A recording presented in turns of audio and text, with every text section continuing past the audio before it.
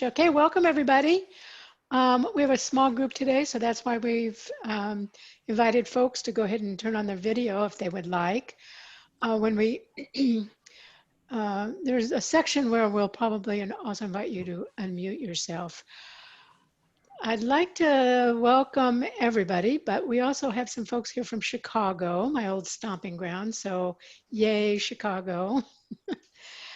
And if you're new to us, we've been doing this now monthly for 2 years next month. So at the end of this meetup, I'm going to tell you about a little special meetup we're going to have in November to sort of celebrate our 2 years together as a group. All right, now the next thing I have to do is once again figure out how the heck to advance. There it is. Let's take care of some housekeeping.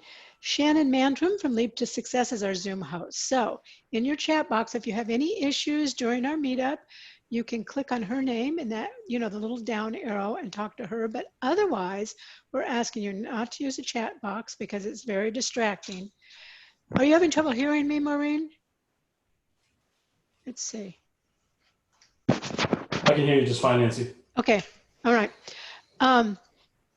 Anyway, yes, but we're asking you not to use the chat box until we open it for questions. And we'll have questions after Nevin speaks and after I speak. And today I am honored to have Nevin Kamath with us today. And so, Nevin, why don't you tell the nice people a little something about yourself? Sure, yeah, happy to. So I grew up in Central Texas. I have always wanted to be a consultant. When I was growing up in South Texas, both my parents were entrepreneurs, and they would talk about their business problems around the dinner table. Basically, my entire time growing up. So I got into Peter Drucker really early in my life compared to my friends, and kind of geeked out on that kind of stuff pretty early. So I started my career working with McKinsey & Company. And then started my own consulting firm in 2011, doing coaching, training, and consulting. I've been doing that ever since, for a mix of Fortune 500 all the way to startup nonprofits. And in the last 3 years, I've been working a little bit more on nonprofits, specifically in the Central Texas area. So that's a little bit about myself, but I'm happy to share more as we go through. And did you on purpose not mention that you're a Harvard Law School graduate? Oh, that's right, yes. I graduated from Harvard Law School. So I don't practice law, unfortunately, but I did go to Harvard Law and found my way into working for a consulting firm soon afterwards. All right. Okay. Let's go ahead and I will talk just for a few minutes before I turn it over to Nevin. We're talking about strategic planning today, and that is part of the fiduciary duties of board members. Now, fiduciary duties of board members is a giant topic. It's one of my favorite topics. I talk a lot about it in my workshops, my board development workshop. The reason why I say it's a big topic is that these common law duties here that you see, duty of care, duty of loyalty, and duty of obedience, they go back to the 14th century. So we've got at least 600 years of law on these duties. Every single state has incorporated these duties in one form or another, generally from the Model Nonprofit Corporate Act, which is based on these duties. Now, obviously, that's way beyond the scope of this. So the only thing you really need to understand right now is that the duty to set and provide strategic direction for your nonprofit comes from these fiduciary duties. It's something you have to comply with by law. Now, does that mean that only the board should be involved? No, no, no, no, no. You wouldn't want to do it that way. First of all, if the staff isn't involved, they're the folks that will be implementing the strategic plan. So certainly you want them involved. Volunteers, we like to involve volunteers.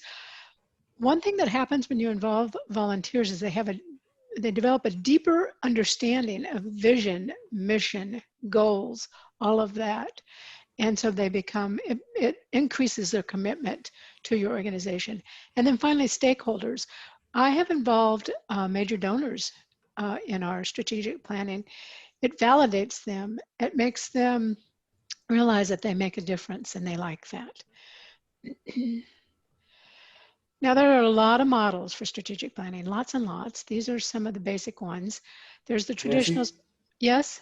I can't see your slides. It's sort of stuck for me on the original slide. I don't know if anyone else is having that same problem. Yes. Huh. Your screen sharing is paused. Okay, just a minute. Okay, I stop the share and then I start over. Okay. Glad you said something, although you guys didn't miss much, let me tell you. All right, from current slide. Now, can you see it? Yeah. Yay, thank you for letting me know. I could have just kept talking. All right, so there are lots of different models. There's the traditional strategic planning model. There's the real-time planning model from La Piana, appreciative inquiry, driver's model, goals-based, issue-based, adaptive management, balanced scorecard, alignment model. Now, what's important is to find an approach that fits your organization. Nevin and I both draw upon the traditional strategic planning model, and then because we both have experience in various types of planning, we've chosen how to integrate some of those models into what we do that we feel works best for us, and then we both adapt our models to the organization we're working with. So today what you're going to hear is I'm going to turn it over to Nevin, and he's going to talk about his approach, and then I'll come back and talk about my approach. And there'll be a lot of similarities, but a lot of differences. So go ahead, and I'm going to stop sharing now so that Nevin can share. Sure, sounds good. Thank you, Nancy. Let me go ahead and share my screen.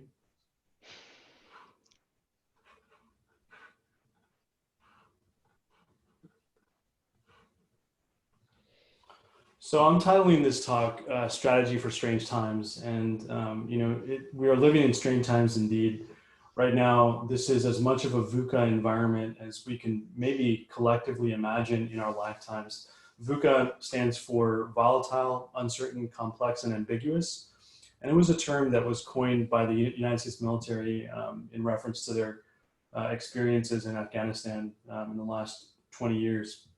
So yeah, we're living in VUCA times.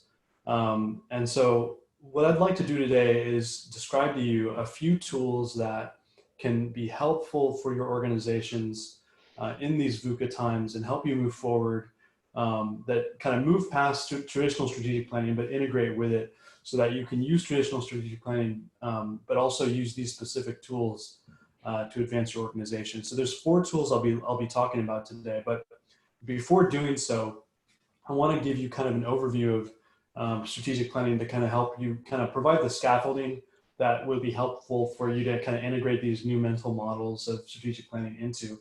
I call it simple strategic planning. I think it tracks pretty closely to the traditional strategic planning model.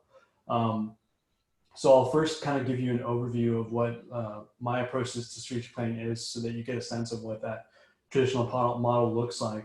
Then we'll talk about some of those specific tools. Those will be in blue. Everything else in this presentation is in red. Talk a little bit about some next steps you might take. And then I think we'll probably do Q&A at the end of the presentation after Nancy speaks, if I'm not incorrect there, Nancy.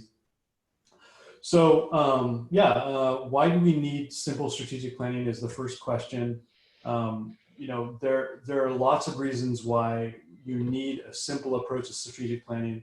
95% of a typical workforce doesn't understand its organization's strategy, which is a statistic that always kind of surprises me. But it's one that's kind of well known. Over 70% of corporate strategic initiatives are never successfully implemented. And there are a plethora, as Nancy alluded to, of strategic planning frameworks and approaches that are on the market. So I like to call this method simple strategic planning. It's a simple cycle that kind of goes in, you know, 6 or 7 steps, right? You can think of it in terms of the following. So we've got a kickoff that just kind of starts a strategic planning process. And I'll go into each of these in a little bit more depth shortly. what's called a situational analysis, which is an analysis of your internal, your external, and kind of developing a SWOT analysis as well. Some investigation into your purpose as an organization, touching on your mission, your vision, your values, and situational analysis and purpose can kind of be swapped. Sometimes you want to start with your purpose, sometimes you want to start with situational analysis. Kind of just depends on where you are as an organization and whether or not you need clarity on your purpose. There are some advanced tools that I'll be talking to, some of which are really well geared towards times like the ones that we're in now, and other ones that are helpful for different types of situations and different sizes of organizations. I've then got what I call kind of like the issues or goals approach or step in the simple strategic planning model, in which you take a look at your issues, your organizational issues, or the goals that you set for yourself, and then you kind of work backwards from there. The document, which is a very important part of the process. The process is strategic planning is not just a product, but it's a process. But creating the document is a process itself. And what my recommendation to clients is always that someone on the client side or client team should kind of create the document, because doing so is a transformative experience for the person or people doing it, and really embeds a lot of the mental models and organizational knowledge and strategies into their being. Strategy review, these can happen every 3 to 6 months, but you do want to have a strategy review, and then the cycle kind of continues. So that's just like an overview of what strategic planning can look like in a simple way. 6 steps: kickoff, situational analysis, purpose, advanced tools, issues or goals, document, or strategy review. So kind of going into a little bit into depth on one of these. I'll go into just a little bit of depth on these, not a lot of depth, but on the kickoff portion, you want to ask yourself, are you ready? You want to gather all your documentation in one place. I usually like to have clients set up like a Google Drive that's accessible by all the people on the task force and the client side, and any other strategic planners and facilitators, so that everyone can kind of look at the documents, financial documents, strategic documents, organizational charts, etc. And then you want to design your planning process. So here, you want to create something like a Gantt chart that can walk you through how your strategic planning process is going to work. And essentially, you're just planning the planning process, trying to plan for success. So that's really the kickoff, right? Based on this, and so based on the kickoff, you're going to jump into the situational analysis that I just talked about. You're going to be looking at your internal operations, examining, how volunteers think about your organization, how your board thinks about your organization, how your staff thinks about your organization, and what they see for the future. You'll also be conducting, in an ideal world, external analysis by checking out, how you're serving your clients, and also checking out your potential collaborators and/or competitors. Now, the point of all of this is to create what's called a SWOT, which I'm sure people have heard of on this call. It's a pretty well-known organizational tool. But what I really want to draw people's attention to is the TOES matrix, which is an extension of a SWOT. You take a SWOT and you build upon it, which I'll talk about soon. And it's like the first of 4 tools that I want to talk about that are very, very helpful for the kind of planning that we're talking about in VUCA environments. So after the TOES and the SWOT, looking at your mission, your vision, your values. With your mission, you want to keep it, on a T-shirt, 8 words or less is what people sometimes say. And sometimes it's very difficult to do that, but that's one perspective of best practice. Develop a vision, develop your values, and I'll let Nancy kind of talk more to those issues shortly. But the values really anchor your culture, and your vision provides that goal for you to reach out to your moonshot. Now, on advanced tools, there's a number of advanced tools you can use, and here's just kind of like not a grab bag, but a box of tools that consist of frameworks and approaches that I've seen in a number of different settings that I think can be used in strategic planning. And I've used them before, but they're not necessarily what all companies want at all times. So, for example, a theory of change is something that not every nonprofit has gone through, and it's a pretty time-intensive process. It can take up to 6 months to build, but it can be a very useful one, and it's something that I'm working on with another client right now. Building a strategy map can provide a lot of clarity to your organization. Constructing a balanced scorecard can also provide a lot of accountability. But these are just additional things that you want to kind of think of, and I sort of lump them together into advanced tools. Now, the tools that are particularly helpful right now are the business model canvas, right now being kind of in this VUCA time that we're living in, volatile, uncertain, complex, and ambiguous. The business model canvas and scenario planning, both of which can be very, very helpful, and which I'll talk about shortly. Then, on that same issues and goals approach, there's another tool called objectives and key results, which can be a very, very helpful tool to kind of set your goals on a quarterly by quarterly basis. We'll talk a little bit about that. We've already talked about the drafting and socializing the strategic plan, and reviewing your strategy on a quarterly, biannual, or annual basis. So we've taken a couple of turns around this simple strategic planning model, right? We went through one turn that I just kind of gave you a short overview of each of these steps. Then we went through a little bit of a deeper turn on each of these steps. What I do sometimes with clients is then go even deeper. But instead of doing that, what I'd like to do is just kind of talk about the specific tools for strange times that can be helpful for your organizations right now. So jumping back to that TOES analysis, what is a TOES analysis and where did it come from? Where it sort of came from a management thinker in the 80s who took what was known as a SWOT analysis and said, okay, well, that's great. We've got this thing, our strengths, our weaknesses, our opportunities, and our threats. Now, what do we do with it? And so what they did was create a 2x2 matrix in which you sort of plot your strengths and your weaknesses on, let's just say on the vertical side, your opportunities and your threats or your challenges on the horizontal side. And you come up with strategies that leverage, in this case, that leverage your strengths and your opportunities together, or in this case, overcome your weaknesses by taking advantages of opportunities. In the bottom right, you can see situations where you want to overcome your weaknesses and avoid your threats, so these can be kind of interesting strategies as well. And then, overcome your challenges by using your strengths. So you're sort of, in each case, you're leveraging the positive and avoiding or trying to overcome the negative. And so one example of an organization using this is this example that you see here. So this is a client that I'm working with right now, and we have a TOES analysis that we're doing as a part of their strategic planning. And so, what we did was we developed a list of their internal strengths. So you see, like, just for example, not large number of capable volunteers, or an efficient onboarding process, good volunteer experience, right? We've got Teams and we've got Slack, etc. And then on the external opportunity side, what we collectively decided was that diversity and Black Lives Matter was a major opportunity for the organization. And the recession itself was creating a certain supply of volunteers. So one strategy that sort of combined this idea of a large number of capable volunteers and Black Lives Matter was establishing a volunteer-led diversity committee. Now that's just one example of leveraging your strengths to take advantage of opportunities. And of course, Black Lives Matter is more than just an organizational opportunity, but at the very least, I think can be conceived as one. I mean, it's a broader societal sort of thing that we're working through.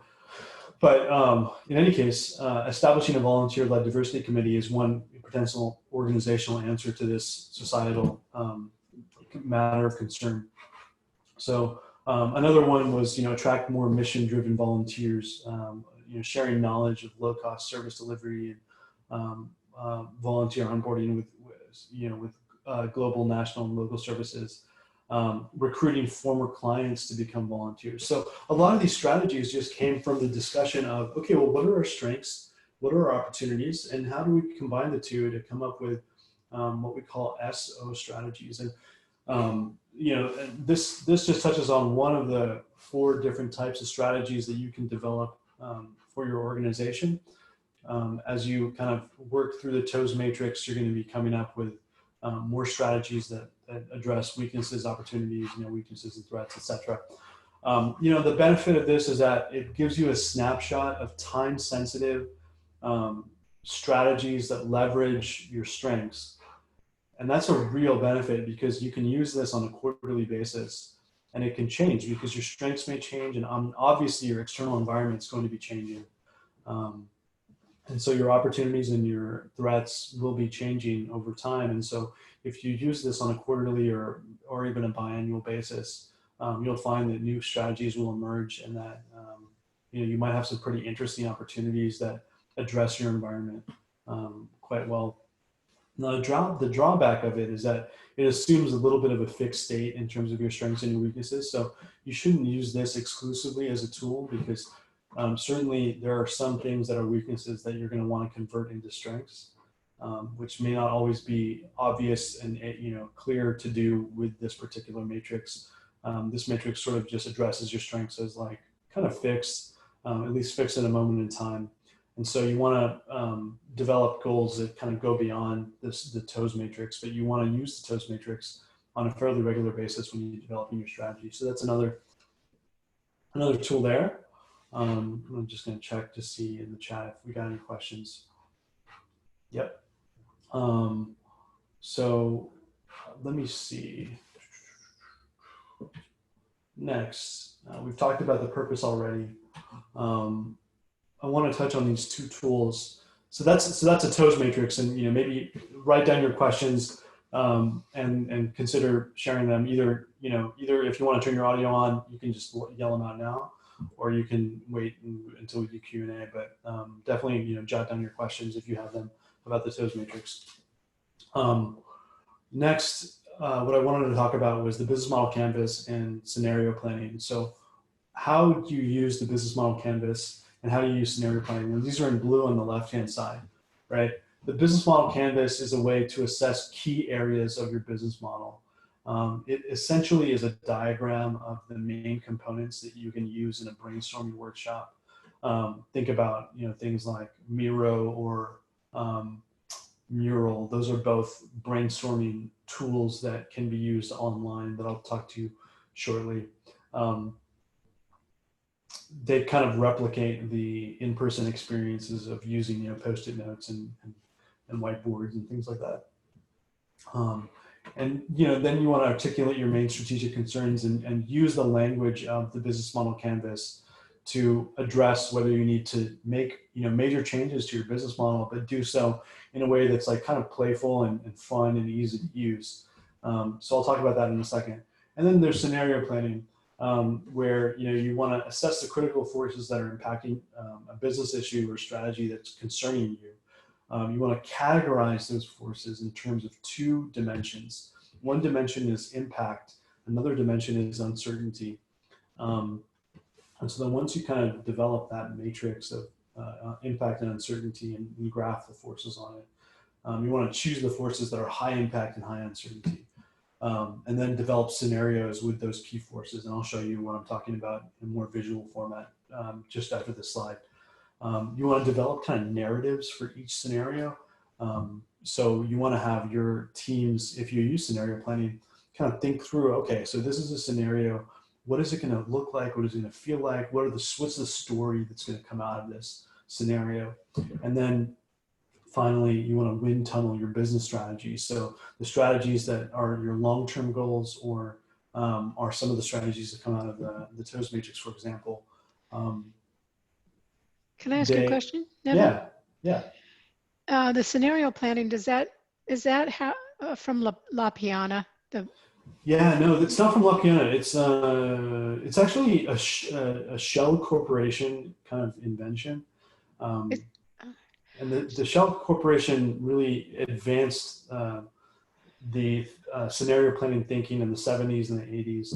And I think La Piana may have integrated it, but... So when you say critical forces impacting a business issue or strategy, so for good or bad, right? Like so I know the way La Piana looks at it, for instance, is, what if you're an arts organization and that your scenario planning, you know that down the road the legislature might cut your funding. So then you think that out. Yeah. That kind of thing? Is that Yeah, okay? Okay. that's a perfect example, actually. Okay. So the critical force there may be, the legislative party in power, or legislative policy, or something like that. So yeah, that's one example, and I'll show you how to do that. Maybe we can kind of talk through what that looks like. But yeah, I mean, originally it kind of came from the Shell Corporation, and it's been developed over time in a lot of different ways. Thomas Chermak is an author that I've spoken to recently, who just happens to be like a scholar on scenario planning. And he's written a great book about it called Scenario Planning that you might want to check out. So on the business model canvas, this is essentially what it looks like, right? It's like a rectangle with, I think, 9 boxes that talk to the key partners, the key activities, the key resources, your social value proposition. And this is sort of meant for nonprofits, although there is also one for for-profit corporations or companies. Your relations with your co-creators. So their co-creators can be both your clients as well as your donors. The channels that which you reach your co-creators, your outcome streams, and your cost structure. And so by answering the questions that are on each of these boxes, who are our key partners and suppliers? How do we reach our co-creators? Who are our stakeholders, and what value is a co-creator truly willing to return or contribute? By answering these questions, you'll essentially create what is like a one-page business plan. And this is a really popular tool in a lot of different settings. In the startup community, it's become extremely popular. So popular that a lot of startup entrepreneurs in tech recommend using this instead of using a business plan. So it's something that the nonprofit community can also integrate and maybe utilize for certain business model pivots, as they call them, when those pivots are necessary due to a highly turbulent environment. Maybe you need to change the kind of relationships that you have with your clients, or change the channels that you use with them. Some people consider this part on the right-hand side to be kind of like the front stage of the business model. So, it's the part that everyone sees. They see their clients, they see their relationships with their clients there, and the channels that they reach them with. And they consider this on the left-hand side, kind of like the backstage, where you talk about your partners, your activities, your resources, and have those be sort of like a little bit more known to the volunteers, the staff, and the board. So that kind of wraps up the business model canvas overview. But definitely recommend looking into the business model canvas as a way to just kind of understand your business model, create a shared mental model of what your business is, so that people can then use language like partners or co-creators or resources very adeptly to be able to think strategically and act strategically as well. Hey, Nevin, do you want to take a question? Yeah, sure. One slide back about the wind tunnel. Oh, yeah, sure. From Peter, he wanted to know who should be your wind tunnel: client, staff, board, all of these, one more than another? Yeah, no, it's a good question.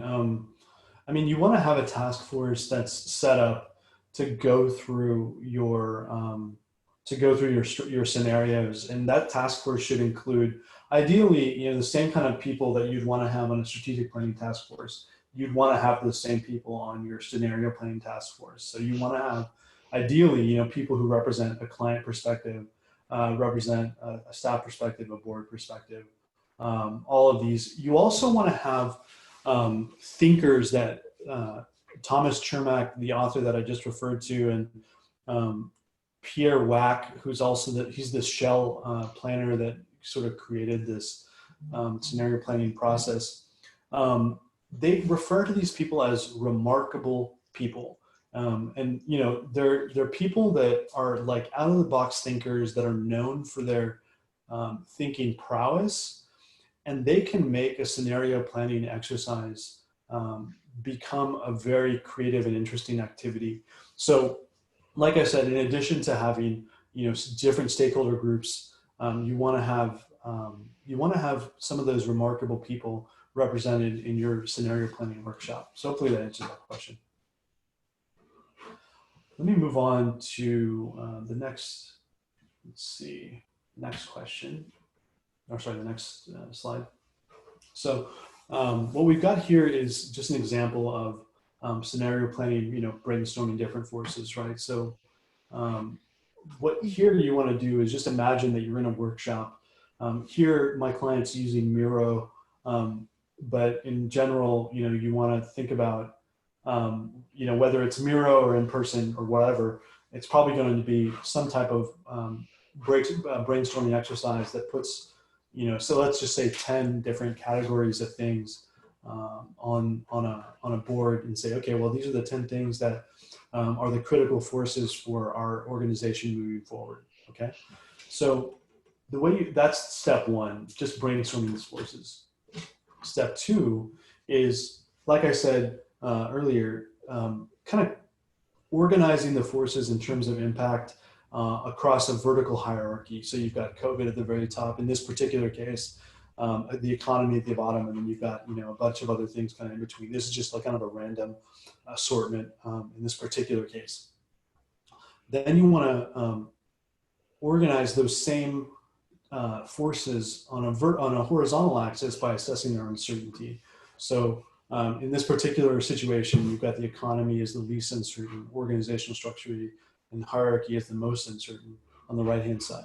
And then as you have now kind of plotted it out, what you've done is plot out where they are on this high impact, low impact axis and on a low uncertainty, high uncertainty axis. And so just imagine these are all the same color blue. What you've got is, some forces which are high impact, low uncertainty, or low impact, low uncertainty. Then you've got high impact, low impact, high uncertainty. And what you want to really focus on are the ones that happen to be in pink, which are the high impact, high uncertainty forces. So you don't want to ignore the rest of the forces, but you want to just focus your attention on the forces that are the highest impact, high uncertainty forces. And these are the forces that are going to help you create your scenarios. And what you want to do ideally is find two forces. Here we found two that happen to be in this quadrant of high impact, high uncertainty. Find two of them and then develop what are called, what's also known as a 2x2 matrix, in which you've got one of these forces as one axis. So leadership is one axis. And then you've got the other force as the other axis. So COVID spread is the other axis.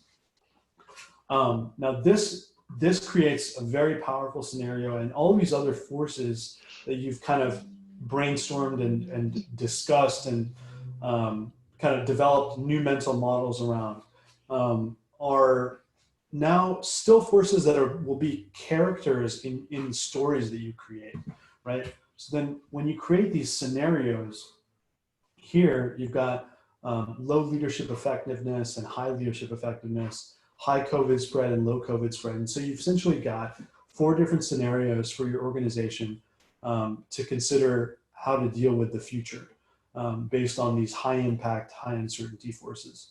So for each of these, you want to create a narrative and develop a storyline, and then wind tunnel, which is another way of saying, like pressure test, or if I can't think of another phrase, but I think you kind of get the idea. Place your strategy within each scenario and ask yourself, will the strategy succeed? And if not, what do we do about it? So that's scenario planning in a nutshell. Hopefully that helps. I'm happy to talk more about it if you have questions now or later. So the last tool I wanted to talk about, right? We've talked about the TOES analysis, which can be helpful. We talked about business model canvas and scenario planning. The last thing is something called OKRs. They're objectives and key results. And these are, it's essentially like a management tool that was developed that traces its development over the last 70 or so years. Started with Peter Drucker developing what are called management by objectives, a certain approach to management, and then sort of adopted.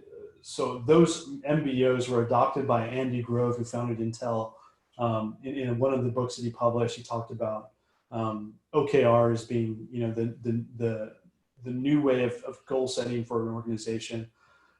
John Doerr, a famous venture capitalist, joined Intel and learned a little bit about this OKR process. He brought it to Google. Google loved it. And then he recently, in 2014, published a book called Measure What Matters, in which John Doerr sort of tries to bring the OKR methodology to the rest of the world. And right now it's a very popular methodology with companies large and small, and increasingly with nonprofit companies as well. So what are OKRs?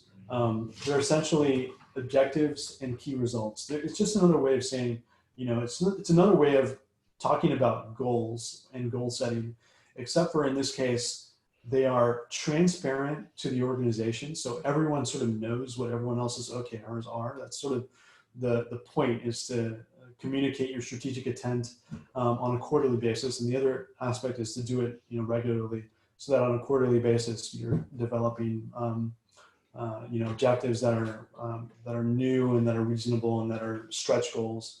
Another point of OKRs are the key results, to which you've got stretch goals. Generally speaking, you don't want to have a key result that you can easily reach. You want to kind of keep it at like 140% of what you think is possible, and create stretch goals across your organization. Now, why is this helpful in a VUCA time? Well, the quarterly piece, right? As long as you're setting goals on a quarterly basis, you're pivoting your organization at a regular kind of frequency, and you're thinking about things in a holistic, strategic way.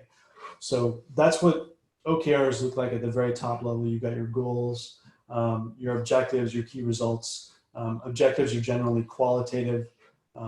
Key results are generally quantitative. Sometimes you've got an individual, well, you always want to have an individual responsible for a set of OKRs, but you've also got teams and even business units that have OKRs devoted to them.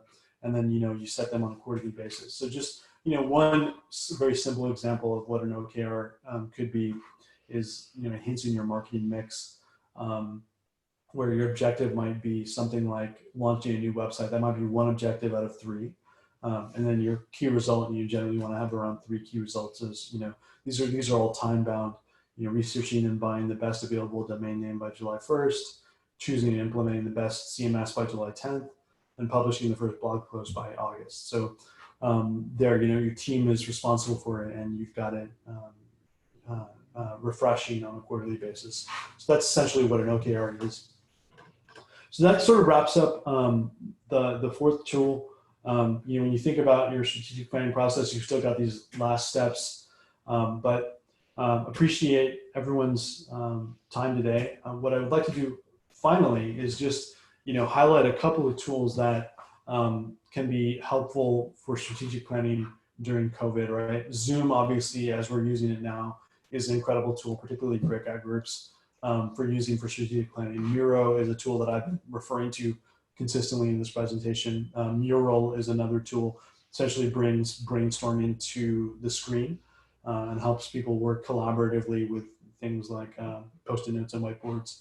And then Google Docs can be a very helpful tool as well. When you share a document and writing it together collaboratively, you can both create your strategic plans more easily and create tools and techniques, and use techniques and use the tools that we've been talking about more easily, like with Google Spreadsheets and Google Docs.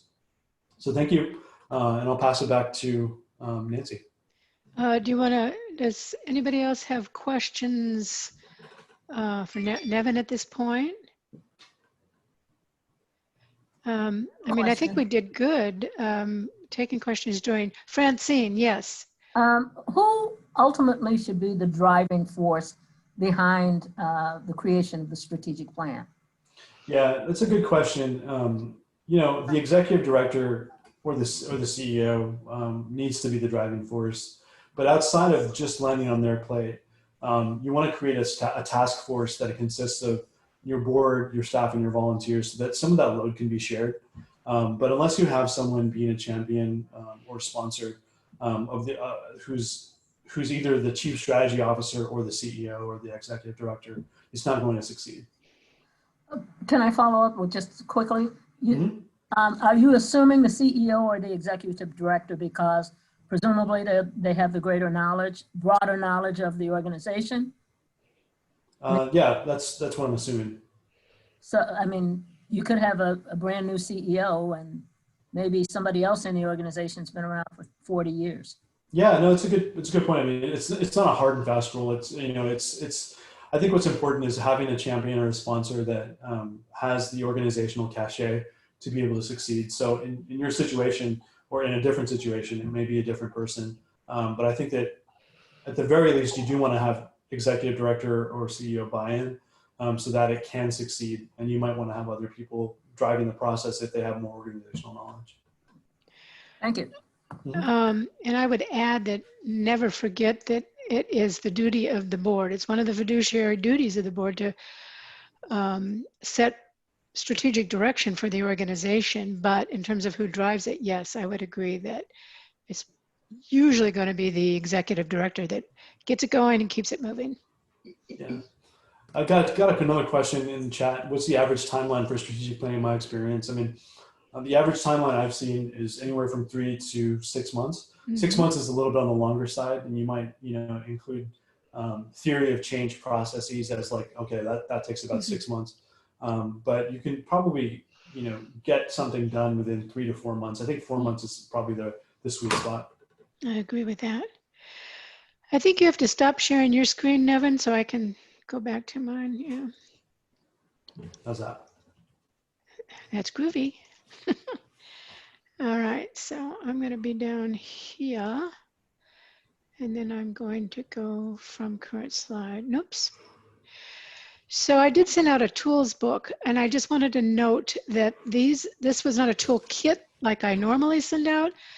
There's no narrative in it. This is just handouts that I frequently distribute during a strategic planning facilitation. I just wanted to make that clear. I use the structure of traditional strategic planning. Who are we? Where are we? Where are we trying to go? How best do we get there? What do we need to get there? And how will we know when we got there? And I will add that the last one, how will we know when we got there, is relatively new to traditional strategic planning. Gone are the days, for instance, where you could approach a funder and say, we do good, give us money.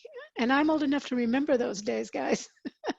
So you have to be able to measure your impact, and that's why that's in there. These are going to be measures of success. How will you know if you got there?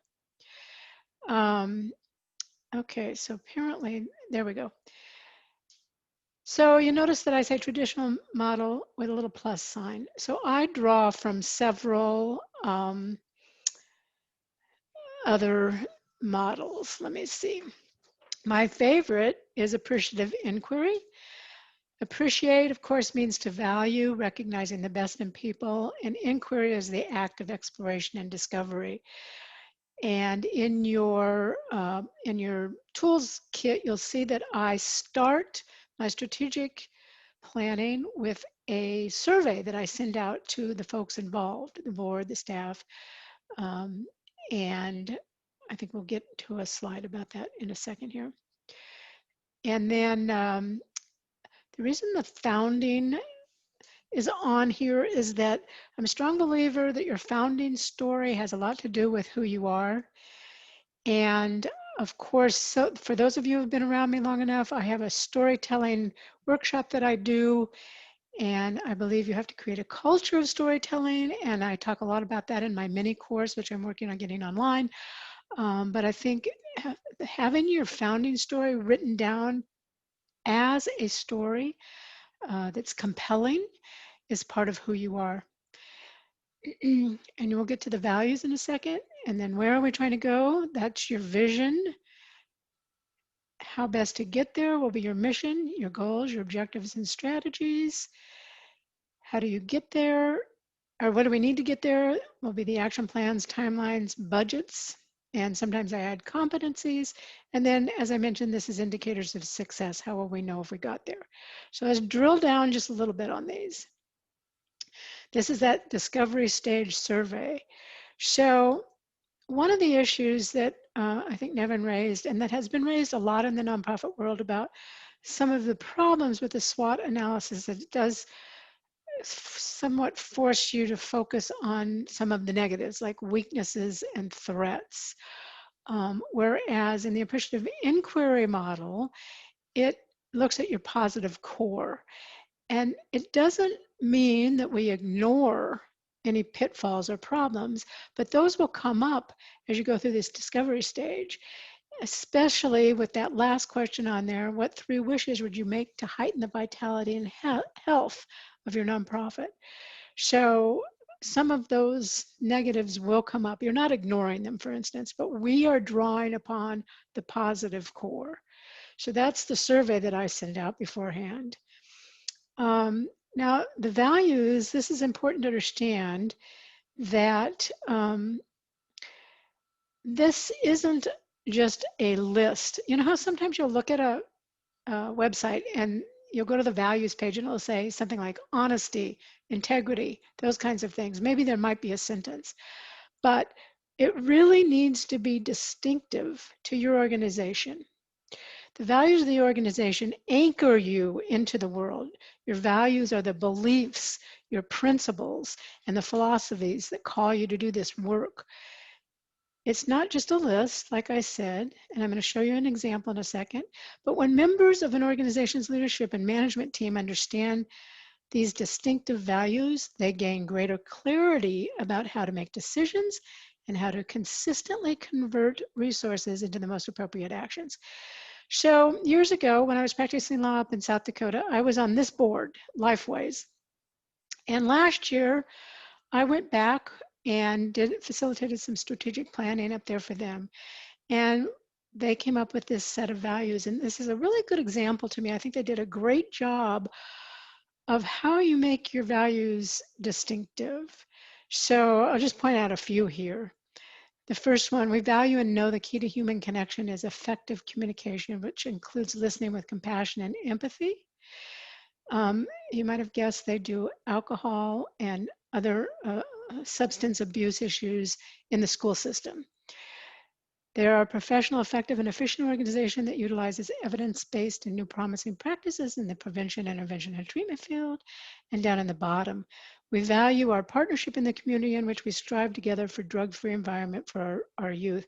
This is what I'm talking about. Your values need to be distinctive to what you do as an organization. You'll constantly come back to this. Where are we trying to go? This is your vision statement. And I want to make sure we understand the difference between vision and mission, because that frequently happens. People sometimes get confused. Always think of it as your dream come true. This is the future you wish to create. It brings you together in a common purpose. It allows you to focus on what really matters. It offers clarity for decisions. You're going to face a lot of decisions over the course of your nonprofit life. And if you have a real solid, clear vision statement, it's an internal way to guide that decision making that makes your decision making much, much easier. Your vision statement is aspirational because it represents your desire to achieve goals. It's inspirational in that it provides life and direction to your day-to-day work. And it's motivational in that it provides a reason for the work you do. And it should ignite passion and inspire people to act. So it's that future state. It's what does the world look like when you're done fixing it? That is your vision. Your mission is how best you get there. How do you realize that vision? It's the how. The mission tells us what your nonprofit does, who it does it for, and how it does what it does. So these 3 elements, your vision, your mission, and your values, are your core of your organization's cause and the basics for your strategic planning. This is some examples. I like to always provide some examples of the difference between vision and mission. As you see, vision statements are usually much shorter, typically. So if the organization called Feed in America, their vision is a hunger-free America. Well, how are they going to do that? To feed America's hungry through a nationwide network of member food banks and engage our country in the fight to end hunger. The Nature Conservancy's vision is to leave a sustainable world for future generations. How are they going to do that? They're going to conserve lands and waters on which all life depends. And then Travis Audubon, where I used to work, inspiring conservation through birding by promoting the enjoyment, understanding, and conservation of native birds and their habitat.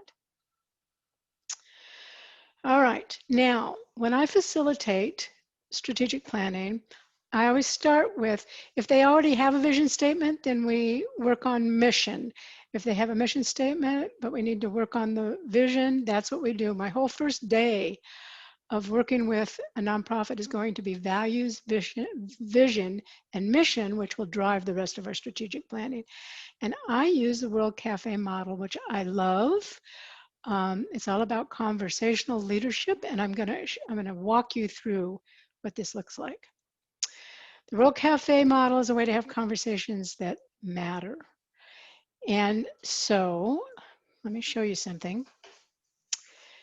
What I do when I do it in person, and I'll tell you how you can do it when you are doing this virtually. The tables are set up with these, like a cafe. So, you know, you've got a tablecloth on each table. You have a lovely little bud vase. I've got a whole slew of these things, right? And then you have 3 questions that are written out on butcher paper on each of your tables. These are just examples. I think these came from the Lifeways questions, and I always work with the executive director and or the board chair to help them come up with their 3 questions. What is your dream for your nonprofit, for instance? What's the impact and outcome of your work? If we're wildly successful, what does the future we build together look like? Then what you do is you get together around these tables with that one of the questions written down at each of the table. Each table has a host, and at the table are these host guidelines. And the host will stay put. So at the end of, say, 20 minutes, let's say you've got 5 people at the table around that first question. I ring the bell. Yeah, okay. And then everyone except for the host gets up and moves to the next question. And then that host brings in those new folks into that table, and they work further on that question. And you're constantly reminding, the host is constantly reminding people at your table to jot down their key connections, insights, discoveries, themes, and we encourage people not just to write notes, but to draw. There's a thing about drawing, and I'll explain that in a second. So you do this 3 times. Everybody moves through the tables. Now I'm going to show you what's happening during this time. This is Dale Whistler. I don't know how many of you might know him that are in Austin. Dale is a semi-famous artist, sculptor in the Austin area. He did the bat sculpture that most of you might be familiar with. And he's my graphic recorder. And what happens is he's listening, has this amazing, uncanny ability. He listens to what is going on at the tables, and then he puts it in this format. And let me tell you what the World Cafe says about a graphic recorder. Enabling people to see their contribution to the whole increases participation and fosters trust and connection, and the large displays of themes and insights naturally weave together diverse perspectives into a composite picture that reflects the collective intelligence in the room. I would say collective wisdom, because that's what it always feels like to me. This documentation created by participants and recorders serves as the group memory and allows the group's collective work to be shared with others as a framework and a guide. It makes the invisible visible, it reflects the whole, and it mirrors not only the content, but the process. So after those 3 questions are answered 3 times. Then we do what's called a harvest, and we work as a big group, and then through that harvesting, we find all those common themes and build it into a vision statement or mission statement or both. It's always magic to me how well this works. It's very powerful. And it's at this point, I always encourage as many stakeholders, volunteers, board members, and staff to be involved as possible. It really connects everybody to what you're doing. This is the one we did for Wild Basin. I just like, he's so good at this.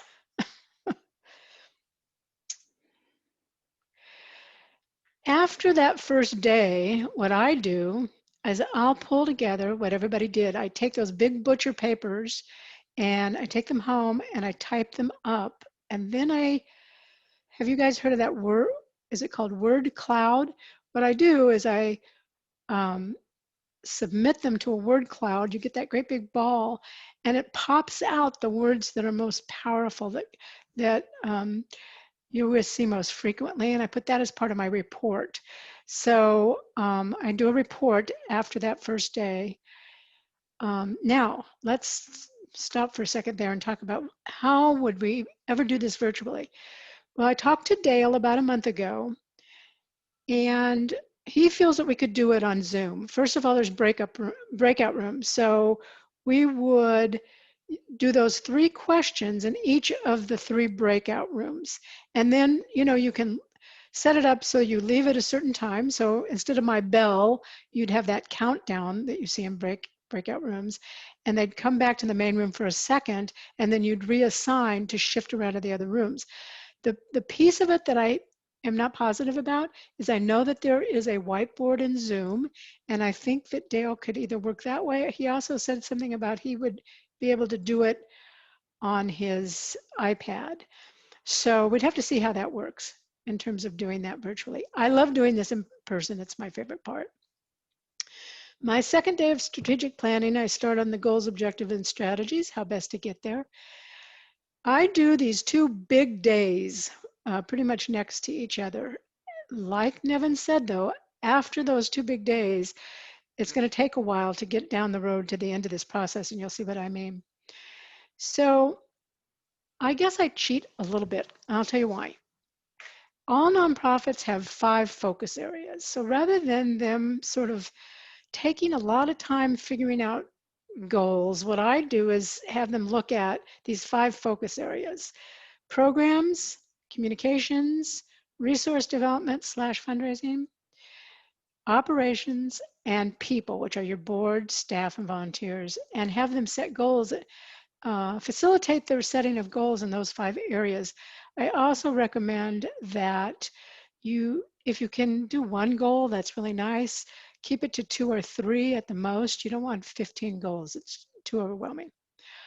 In your toolkit, I included, because people do sometimes have little difficulties with the difference between goals and objectives. So that's in your tools, that handout. And my job during this part is basically just to help them along, facilitating their setting of goals and objectives and making sure that I try to make sure they stay in those 5 focus areas and that they don't get too many goals, and that they're clear on the difference between goals and objectives. Then we go to strategies, which of course, by the time you get to strategies, you've got a lot more of those, of how you're going to meet these goals. Your goals, by the way, are what helps you to realize your vision. It's how you're going to get there, right? In your tools, you'll see that I included an action planning worksheet sample from Lifeways, and it has everything. It has your action plan. It's each one of those. And I think in your tools, I chose the one for people, and I did maybe just the board. So I think they had 1 goal and then maybe a few objectives. I can't really remember. And then for each one of those, there's a strategy. And within that strategy, there's a timeline and a budget. Now, the thing about an action plan, your strategic plan could last for over a 10-year period, but you don't want that in your action plan. You want 1 year at a time, and you want to evaluate when you get to your measures of success. I always recommend people look at this on a quarterly basis. Once you get everything done and you get your action plan and your timelines done, is who are your people who are gonna make sure you're staying on task. You want a cat herder, basically. Make sure there's somebody ensuring that you're staying on task with your tactics, with your action plan. And then once a quarter, get back together if you can, even if it's virtually. And how are you doing? And because I like the concept of adaptive management, do you need to adapt? Do you find out, and it's fine, you know, if this happens, that something you thought, maybe you made an assumption that turned out not to be true. So you always want to leave some room for adaptation.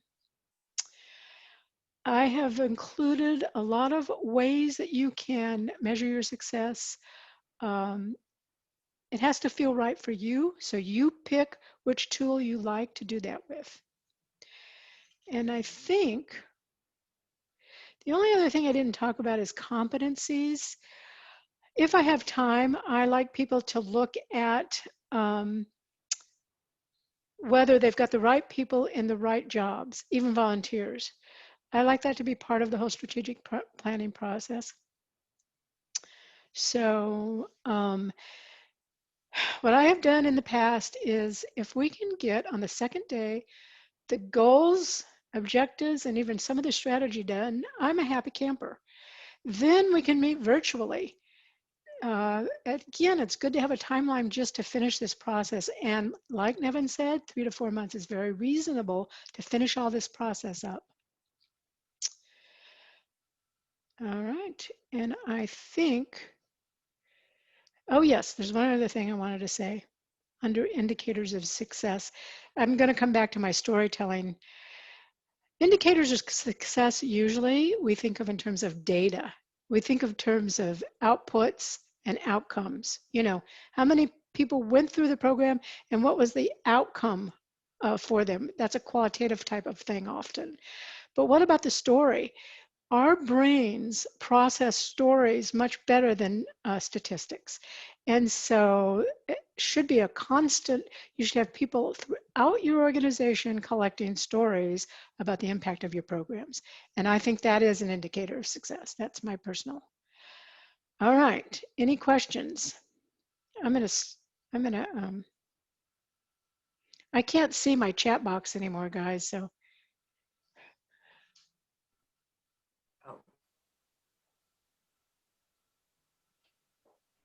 Can I ask a question? Pardon? Yeah. I can't hear, somebody's talking.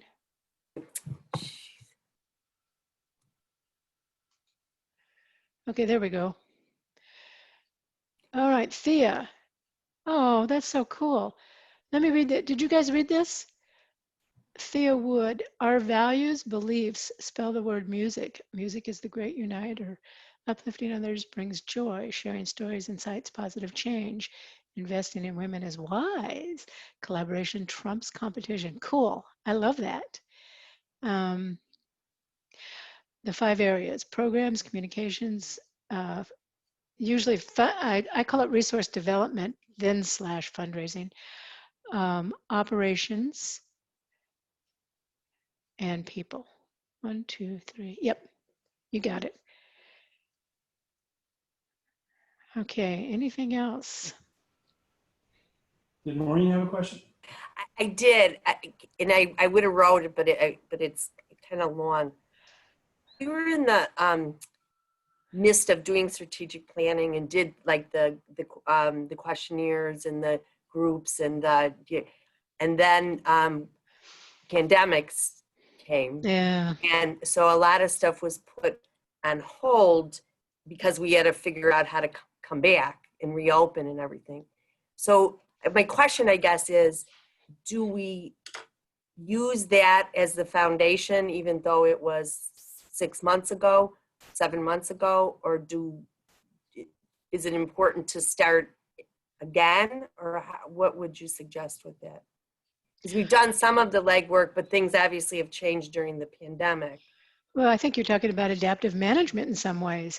You don't want to lose what you've done, I don't think. Would you agree, Nevin, that No, they I agree. modify, but Yeah, I think that, like, at least in terms of the tools that we've talked about today, right? Like, you could use a TOES analysis to assess how things have changed, and if those new strategies match some of your goals that you previously had, and why, whether they do or why not. You could also use some scenario planning based on what scenarios you think are going to be taking place in the future, and how to kind of wind tunnel those goals and objectives against them.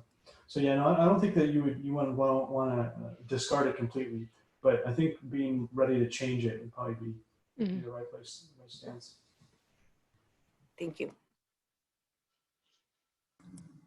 I guess a question I would ask is, and I'm sure many not-for-profits have the same problem, that they may depend on funding, and in particular government funding. To that extent, what, if any, role do you see for those agencies, or the concern about those agencies playing in terms of building the strategic plan? Other than speculation about whether or not you'll have the money.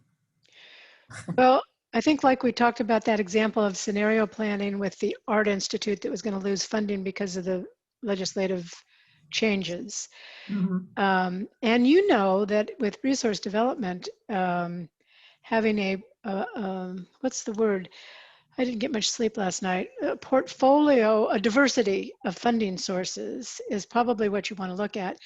On my website, I don't know if you've looked, there is a document you can download called Strategically Planning for Development. And it talks about how you determine your diversity of funding, what you should look for to increase your diversity.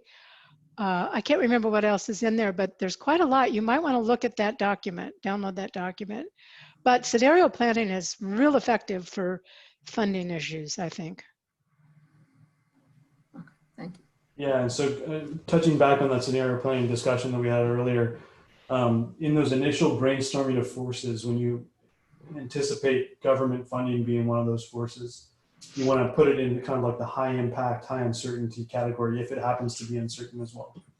And that'll help you kind of develop those scenarios and test your strategies against those different narratives. Thank you. The other thing I like about scenario planning is it's more creative. That's why I don't like the SWOT analysis so much. It's such a snapshot in time, whereas scenario planning allows you to pull together your resource, your people, and think of all the possibilities, positive and negative. It's a powerful way to plan scenario planning. I use it a lot in my research development. Nancy? Yes. There was a question earlier. Someone was asking about repeating those 5 steps, and I had the 5 areas. And I had the same ones. It was when you were talking about development and operations. Yeah. 3 others there that you had mentioned. Yes. So all nonprofits have 5 focus areas: programs, communications, resource development / fundraising, operations, and people. People are your board, staff, and volunteers. Under operations is all your financial stuff, everything. Your CRM, your database, all that stuff is under operations. But still, all nonprofits fall within those 5 focus areas. So I always have people look at their goals in each of those focus areas.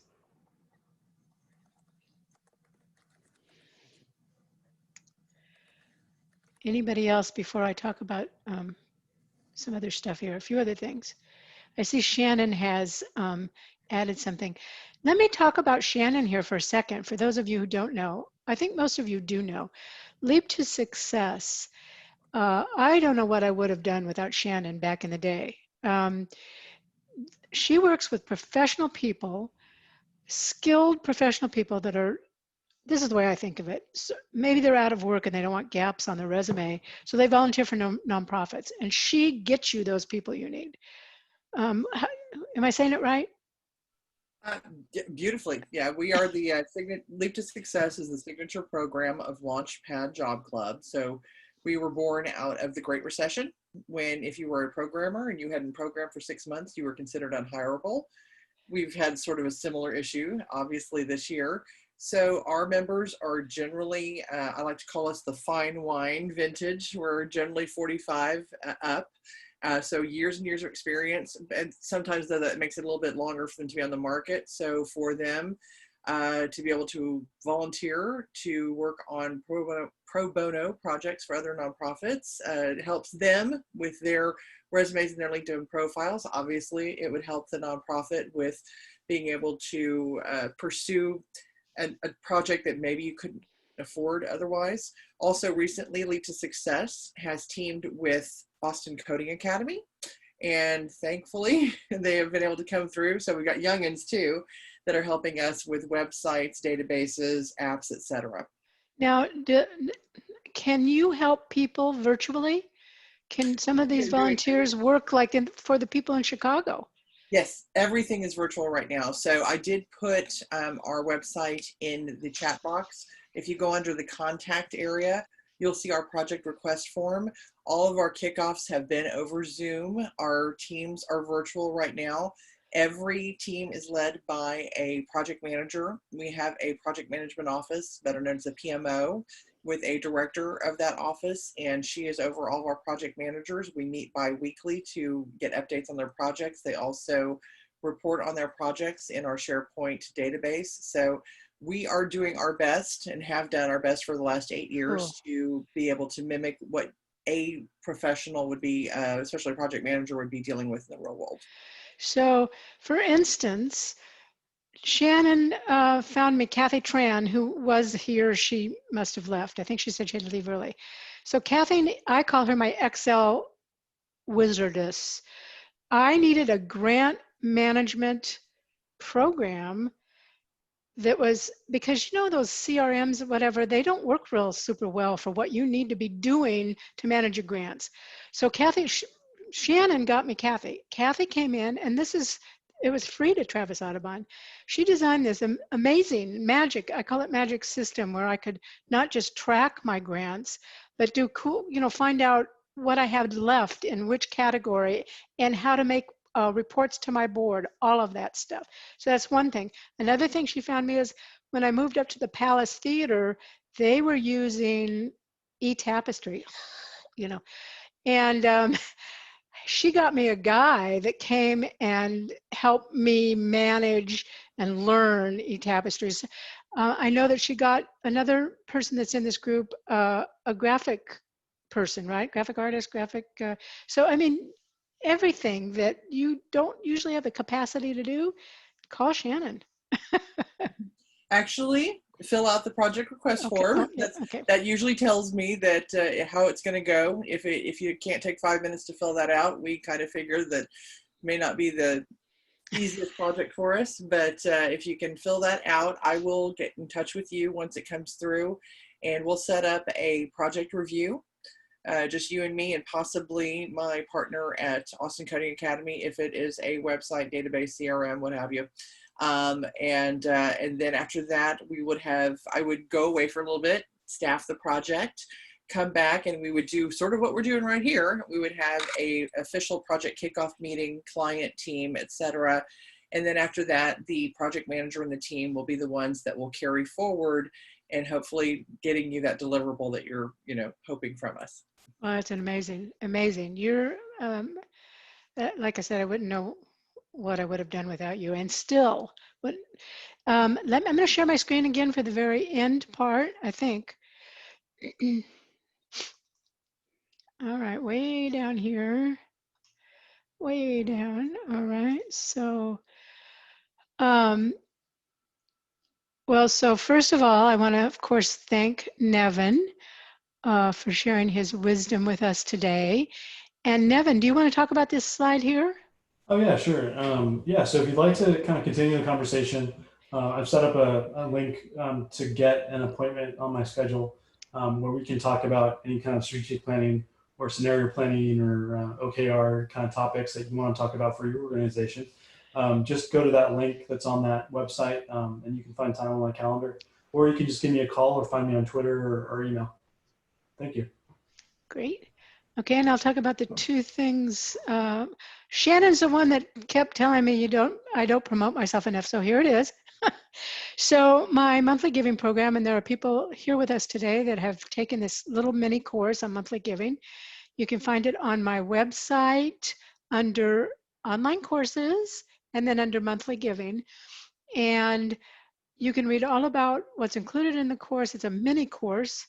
So it's typically $87. If you have been to one of these meetups, you get a $20 coupon. You just need to email me about that. Then there's my primary big giant course, which is $597. And Cynthia has taken this course. It's called Building Teams to Build Funds. And the first 3 lessons are all about the relationship between the leadership staff and the board, about communication, about fiduciary duties, and about fundraising, the fundraising role of the board, that kind of thing. And then the rest of the units are about how to put that team together to engage in a major gift program. So that's that one. I would like to thank Shannon once again, and in addition to the amazing work she does in our community and for Austin Nonprofit Meetup, she's the person that makes me laugh all the time. So thank you, Shannon.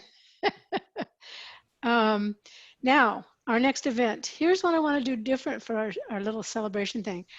I want to see how this goes. I would like to have a networking event that's just free, you know, just a Zoom thing. You don't go through Eventbrite.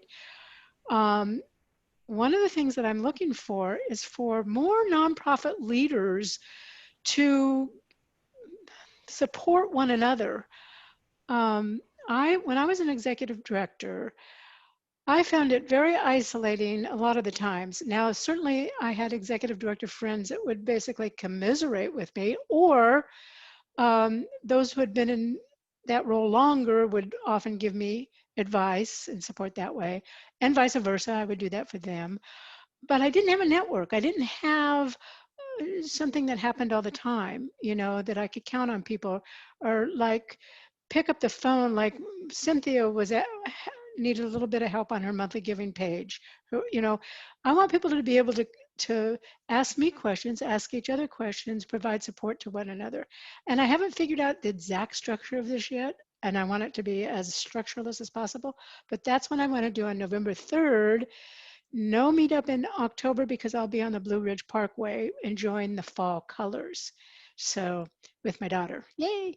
And finally, as always, want you to join us on the Meetup platform, meetup.com, and in our closed Facebook group where you get advance notice of our what's going on. And I would like people to start using the Facebook group to share stuff too. Your fundraising efforts, what's working, what's not working, communication issues, whatever you've got, please feel free to share it. That's the point of this whole thing. That's why I started this 2 years ago, is to make sure, I mean, right here in Austin, we've got over 6,000 nonprofits. I don't know what Chicago's got, but I know you've got a lot too. It is really good to have the wisdom, experience, and support of one another. So that's the point. I'd like you to use it. Does anybody have anything they would like to add before we say goodbye? Nevin, I think I input your appointment calendar thing incorrectly. I think I put a dot where I should have put a dash. So if you wouldn't mind inputting that into the chat, everybody can save the chat by clicking on the 3 dots in the lower right-hand corner, and that will save all links for you. Yeah, I'll put that in there. I think you actually did it correctly, but okay, I wasn't sure. Yeah, no problem. Thank you. Thanks, everyone. Okay, Thea, who is, okay, Amy Kane hosts a similar networking virtual breakfast monthly. Breakfast, I like breakfast. Would you like me to add you to the invite list? Yes, please do that. Yeah, and I'll save the chat too. I think it comes with the recording. So now it takes Zoom a minute or two, I don't know how long, to get the recording up in the cloud. and then I'll send you a link. Here is my problem with Zoom recording links. You always have a choice between speaker view and gallery view, and I don't like speaker view, I like gallery view. But somehow when I send you that link, I think you only get the speaker view. So what I do is I download both, and then I put them up on my YouTube channel. So you'll get the immediate recording link. And then once I get it up on my YouTube channel, I'll send you that link too. And that is a way you can cheat and get the old meetups. You know, the grant funders one is really great, the corporate sponsorship one. So you can watch all of those up there. So, all right. Thank you guys for coming, and thanks to the Chicago people for showing up. Yeah. Will Thanks, we have Evan. access to the your presentation, Yes. the slides? Well, the slides come with the presentation. In That- other words, everything you saw Okay. on slides will be there. Do you Okay. want, I mean, because I guess Nevin and I could both send slides too, but usually I rely on the recording that's got the slides in it. I don't know. What do you think, Nevin? Yeah, no, either way, we can send the slides out, depending on if you want to send it out to the mailing list. We can do that too. Nevin, do you want to, let's see, send yours to me, your final version to me? I have my own. I'll send that with the recording link. How's that? Perfect. That'd be Okay. great. Thank All you. right. Sure. Well, lovely pictures of all you folks that, and it's good to see you. We'll see you in November. Thank you. Thank you, Nevin. Thanks, Shannon. Bye-bye. Appreciate it. Thanks, Nancy. You bet.